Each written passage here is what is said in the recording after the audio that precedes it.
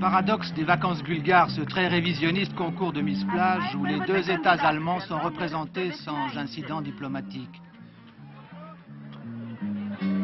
Elizabeth Müller, Germanska Demokratična Republika.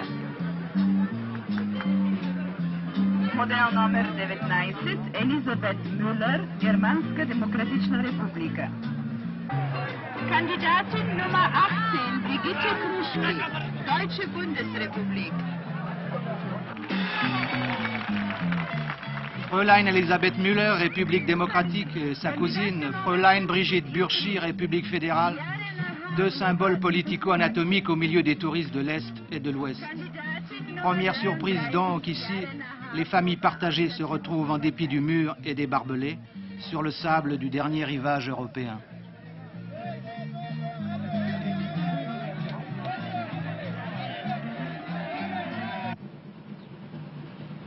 Au dictionnaire des idées reçues, la Bulgarie est le pays du yogourt et des centenaires, du tabac parfumé et de l'essence de rose.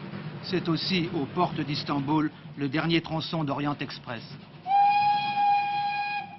Depuis plus de 20 ans, on voit volontiers dans la Bulgarie le wagon le mieux accroché au train soviétique, le moins rétif aux rails rigides de l'idéologie. On a tort d'oublier qu'ici comme ailleurs, le temps passe. Le 2 juillet 1949, Georges Dimitrov est mort à Moscou. Tous les Bulgares regardent passer la locomotive de l'histoire qui ramène le cadavre dûment embaumé d'une figure énorme du communisme international.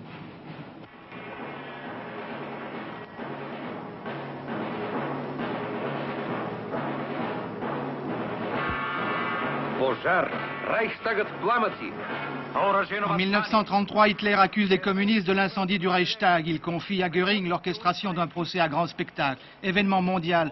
À Paris, Gide et Malraux prennent parti pour Dimitrov et la voix pathétique d'Henri Barbus s'élève. Les accusés sont dans les chaînes et ils ont aux mains des menottes. Le monde entier proteste contre ces procédés sauvages. C'est une honte que ces hommes portent des menottes. Ces menottes doivent tomber. De Vienne à New York, de Madrid à Rio, c'est le plus fantastique rassemblement politique de l'avant-guerre, la première tentative d'organiser un front commun contre les nazis. Chacun pressent confusément qu'au-delà des accusés de Leipzig, un certain ordre du monde se trouve en question.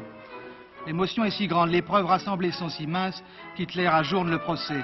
Acquitte Dimitrov qui, à Moscou, est accueilli en héros. Staline en va faire le secrétaire du Comintern, le coordinateur de tous les partis communistes.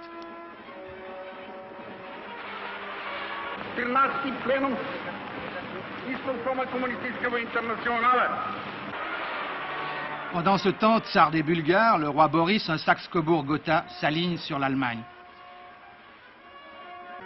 En 1945, exilé depuis 1923, Dimitrov peut enfin rentrer à Sofia, prendre en main les affaires, organiser la reconstruction, structurer le parti communiste jusqu'alors clandestin.